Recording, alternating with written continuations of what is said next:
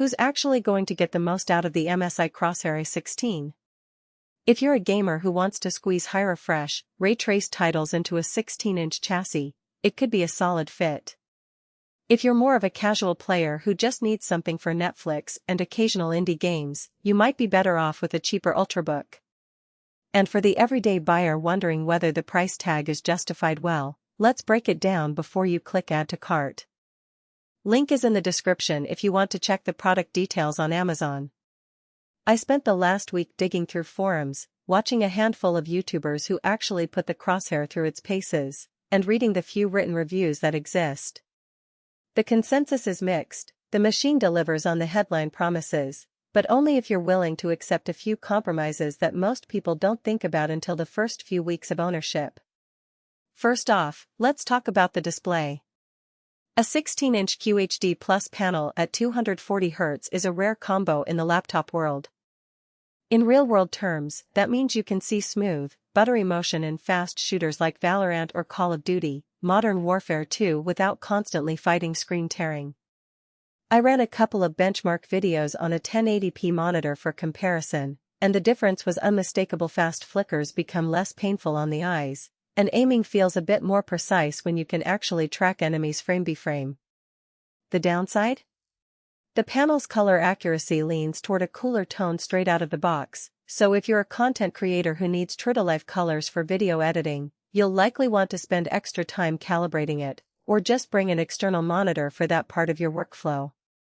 Now for the heart of the system, the Ryzen 9 8940HX paired with an RTX 5070. On paper, it sounds like a monster. In practice, the CPU delivers the kind of multitasking chops you need when you're streaming, recording, and gaming simultaneously. I tried streaming Apex Legends while the game was running at max settings, and the frame rate stayed comfortably above 60 frames per second, with CPU usage hovering around 80%. The RTX 5070, meanwhile, handles ray tracing at medium settings without dropping below 45 frames per second on a QHD Plus screen. If you enable DLSS 3, the numbers climb back into the 60+ range, which is why the AI features that MSI touts actually become a real benefit. You get better visuals without sacrificing performance. But there's a hidden trade-off that often gets glossed over: heat. The Crosshair's thermal design uses a dual-fan system and a fairly aggressive vapor chamber, yet under sustained loads the laptop will push the fans to near maximum speed.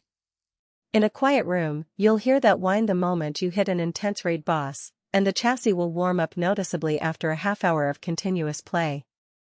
For most gamers, that's acceptable. It's a typical laptop gaming compromise. For anyone who expects a silent, low-heat environment, say a small shared apartment or a dormitory, this could be a deal-breaker. Let's consider storage and memory.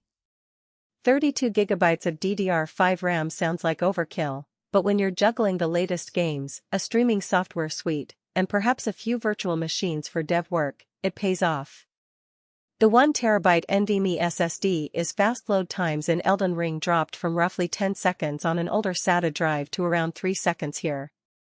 However, the SSD is soldered onto the motherboard, meaning you can't upgrade it later. If you anticipate needing more than a terabyte of space, you'll have to rely on external drives, which adds clutter and can affect portability. One area where the Crosshair shines is connectivity. Wi-Fi 6E gives you a solid wireless experience if you have a modern router. No more lag spikes in online matches when you're on the edge of the network. The USB-C port supports both DisplayPort and power delivery, so you can hook up an external monitor and charge the laptop at the same time, a convenience many gamers appreciate when they're using a docking station at a home office. There's also a full Ethernet port, which is a relief for competitive players who prefer wired connections for that extra stability. So, who should buy this laptop? If you're a serious gamer who wants a portable machine capable of handling AAA titles at high resolutions, enjoys the extra visual fidelity of ray tracing, and you don't mind occasional fan noise, the Crosshair A16 checks all the boxes. It also makes sense for streamers who need the extra CPU cores to encode video on the fly without sacrificing game smoothness. Moreover, the 32 GB of RAM and 1 TB SSD give you headroom for non-gaming tasks like video editing, 3D rendering, or running multiple virtual environments, making it a decent all-rounder for a work and play lifestyle. On the flip side, if you're a budget-conscious buyer, or you only play less demanding titles like Minecraft or older esports games, the price is hard to justify. The same performance could be achieved with a cheaper 15-inch laptop that offers similar GPU power but with a lower resolution screen, saving you a few $100s. Likewise, if you value